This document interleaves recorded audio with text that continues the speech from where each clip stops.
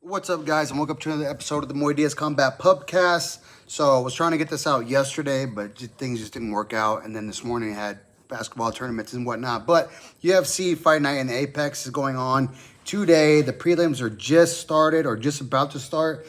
I believe the very first fight, Gigi Canuto, Carol Ford, is underway right now. So I'm going to go over a few fights to bet on.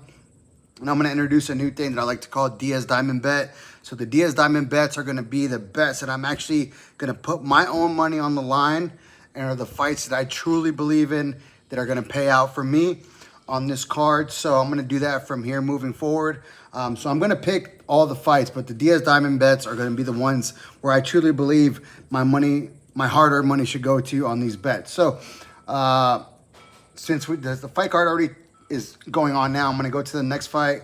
Gianna Miller versus Havina Oliveira. Juliana Miller is the big favorite at minus 325, or let's see, on DraftKings she is. Give me a second. Let me run down here real quick. She's minus 375. Havina Oliveira is plus 295.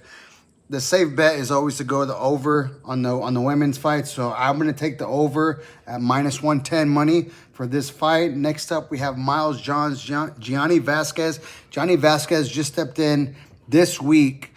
He already had a fight scheduled for LFA a week or 2 weeks from now. So he's been in the gym. He's been preparing for his next LFA match. He's taking on Miles John. Miles John is 0-3 in his last 3. He's on a very bad skid. He hasn't looked great. And they have Gianni Vasquez on DraftKings at plus 180 money. This is going to be a Diaz Diamond bet. I'm going to take Gianni Vasquez to get the upset win over Miles John in this 3-round bout. The over is minus 230. The under is plus 175. I might even go as far as going the under on this fight at plus 175 money. So if you double dip and parlay those both, plus 175 and plus 180, that could be a huge payout for you. That's going to be my diamond bet for him to win, Gianni Vasquez, because he has been, it's not like he just took the fight on a few days' notice, not in training camp. He was in training camp. He was starting. He was a week away. I believe he was supposed to fight at LFA next week or the week after. But even though I know from experience, when you're in a camp, you usually start to hit your peak a week or two away from the actual fight date. The last 2 weeks, you're kind of tapering down, just staying busy, not trying to get hurt. So if he trains the same way that I used to and how many other guys do, he is like peaking right now in his camp, getting ready for his fight. But now he doesn't have to taper off the last 2 weeks. He's going to go on there at the prime peak of his camp right now to take on Miles John, who's on a 3-fight losing skid. I'm taking Gianni Vasquez to win. That's a Diaz Diamond bet right there. The next fight up, Manuel Souza is taking on Richie Miranda. It's Richie Miranda's UFC debut. He's 10-1 in his last 11 in LFA. And LFA is a credentialed promotion. Really good fighters have been coming out of LFA the last few years. I believe he was also the lightweight champion in LFA. He's taking on Manuel Souza, who has one fight in the UFC already, who he beat Olajubai Oki, 3rd-round finish, and he won on a Contender Series fight. And he has had 2 fights in Bellator and LFA. His only loss, he's 14-1. His only loss is to Archie Colgan, who just lost to Usman Nurmagomedov last week for the title. So this is a tough, it's kind of hard to pick. Richie Miranda, I believe, is 11-1. Manuel Souza is 14-1. Manuel Souza is a huge favorite at minus 345 according to DraftKings. Richie Miranda is plus 275. Both guys have finishes by submission. Both guys have finishes via strikes. Both guys have gone the distance. This is almost a toss-up one, but I think because Manuel Souza already has experience in Dana White Contender Series and the UFC with the win, they're giving him the push and the betting as the betting favorite. It's kind of hard to go away from that. I think Richie Miranda can do it, but I'm gonna have to go Manuel Souza on this one. But if you want to go ahead and roll the dice, the under at 1.5 is plus 220. Both guys have finishes under a round and a round and a half. Lately, as they've gone up in competition, especially Manuel Souza, he hasn't had a finish under the first round in his last 6 fights. So his last finish was in the 3rd round, so that under bet won't help you at all. The safe bet is to take the over at minus 298, but I do kind of think these guys are going to come out. Richie Miranda trying to make a name for himself, you know, especially being only one loss. I'm going to take the under in this fight at plus 220 in this Manolo Souza versus Richie Miranda. I think it's a good bet. Anything can happen with these guys, especially with Manolo Souza. He's a big, compact dude, but Richie Miranda likes to get in there and scrap, and he is willing to go toe-to-toe. So I'm going to take the under in this fight. The next fight up is the heavyweight division. Louis Sutherland versus Jose Montaña. I'm going to take Louis Sutherland on this one. Under. I think it's plus 114 by knockout. I take Louis Sutherland. The next fight up, I'm going to skip that one. Steve Asplin, Guillermo Pat.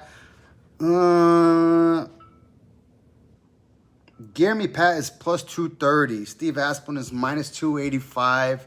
Asplin looked really good his last fight. He doesn't look the part. He's like, you can tell he's lost a shitload of weight. He's kind of flabby. His name is Concrete. He's 7-2. He lost to Petrino, but he didn't look bad in that fight. I mean, he went to a decision, and then the fight before that, he took on Sharaf, the guy who Gable Stevenson is taking on at 331. And he won by a second round knockout. So he's looked good. He's looked not so good at times. But Guillermo Pat is a big underdog for a reason. You know, he lost to Peterson. This is his second fight. I think he kind of gets reckless and gasses himself out. Steve Asplin is a safe bet in this one, but I would take the over for this fight as well. The over is minus 195. It's going to be hard. You might have to put them back together if you really want to mint some money, though. The next fight up, Billy Ray Goff versus Ty Miller. I'm taking Ty Miller in this fight, but he's a big-time favorite at minus 400. So I'm going to go to the over is 1.5. Minus 200 is for the over. I'm going to take the under at plus 154 in this one. Probably KO. TKO by Ty Miller is at plus 110, and the under. That's a big way to make money on that fight. And then the next one, this is going to be my next Diaz Diamond pick. Alexia Tainara is going to defeat Amanda Lemos, minus 270, and the over at minus 220. It's hard because Amanda Lemos has fought some of the best girls in the division. She's fought former title contenders. She's beat former title contenders, but she's just coming off a bad skid lately. She's still ranked number 8 in the world. You know, she came off the loss versus Jillian Robertson, who's going to be fighting for the title. She lost to Tatiana Suarez. She beat Juliana Lucindo, but she had fought Verna Jandiroba as well. But she just can't put it all together. Her grappling is not good at all, and Alexia Tainara is very grappling heavy, and she can strike. I like this fight. I like the over, possibly a late stoppage for Alexia Tainara in the submission department. But Alexia Tainara to win for sure is my diamond bet, and take the over. And if you really want to get froggy with it, Alexia Tainara to win second, third round submission. And then the feature fight, Darren Elkins versus Yair Del Valle. Yair Del Valle is minus 900.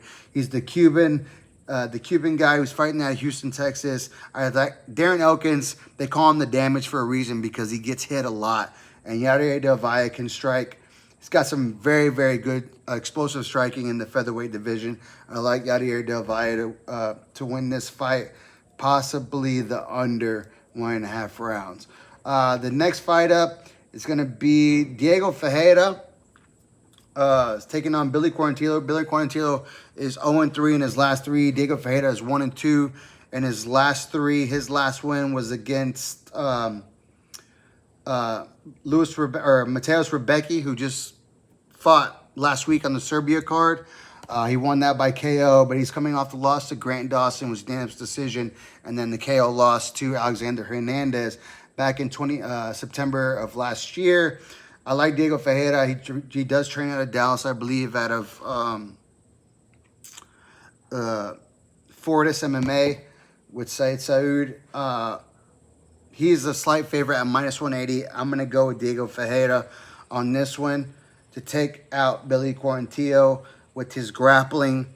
And, you know, the dude is a black belt, jiu-jitsu black belt, and he's been a veteran in the game. He's like 41 or 42 years old. And I hate going with the old guys all the time, but Billy Quarantillo has not shown me anything in his last 3 that he can compete with the hungry Diego Ferreira, who wants to go out there and get another win, especially coming off those back-to-back losses. That one was very close and one he got finished by Alexander Hernandez. I'm going to take Diego Ferreira on this one. He's at minus 180, possibly even by submission. Yes, probably by submission for Diego Ferreira to win this fight. And then the last fight is the main event. And this is going to be my last. I'm so torn because I really like Quillen Salkilld, especially coming off that win against Beneil Dariush, where he showed good grappling defense and ended up finishing Beneil. But this was a late Beneil in his career, you know, especially he was coming off that brutal loss to Benoit Saint-Denis, where he got KO'd like in 8 seconds or some shit like that. So I like Quillen Salkilld. I think he is going to be one of the future guys to contend for the title at lightweight at 155. But Mateus Gamrot, dude, he's ranked number 8. Quillen Salkild's ranked number 12. Mateus Gamrot is coming off a huge win, stoppage, against Esteban Ribovics, who is a crazy striker. He completely out-wrestled him, out-grappled him for 2 rounds before he got the arm triangle finish in the 2nd round. And before that, he's coming off a loss to Charles Oliveira by submission, who, I mean, who doesn't lose to Charles Oliveira, you know, unless you're Ilia Topuria. I believe he had a split decision loss to Dan Hooker. And then he's one of 2 guys in the UFC who's ever beaten Arman Tsarukyan. The only other guy to beat Arman Tsarukyan is the reigning pound-for-pound #1 fighter in the world and 2 division title holder in Islam Makhachev. So Mateus Gamrot has fought some of the best guys in the world and beaten some of the best guys in the world. You know, he's beaten a former world champion in RDR, or not RDR, not Junior Dos Santos, Dos Anjos, Rafael Dos Anjos. You know, he was a former welterweight champion. Mateus Gamrot beat him. He's got so many other names under his belt. You know, good guys who he's beaten. So I know everyone's on Quillen Salkilld right now, and he is going to be the future of the division. But I'm going to go with Mateus Gamrot for this fight, and he is a plus 120, and the over 3.5 is minus 154. I'm going to take Mateus Gamrot to win at plus 120 money. And that's going to be my last Diaz Diamond bet of the evening. And I'm going to actually put those bets in right now when I finish this episode. And then we'll see how it goes. And I will bring a live update as soon as the fight's over to go over the picks and go over the fight card and the turnout of every single bout. So thank you guys so much for watching. Hit the like, hit the subscribe, hit the bell so you get the notifications. Watch fights, drink pints. See you on the next one. Peace!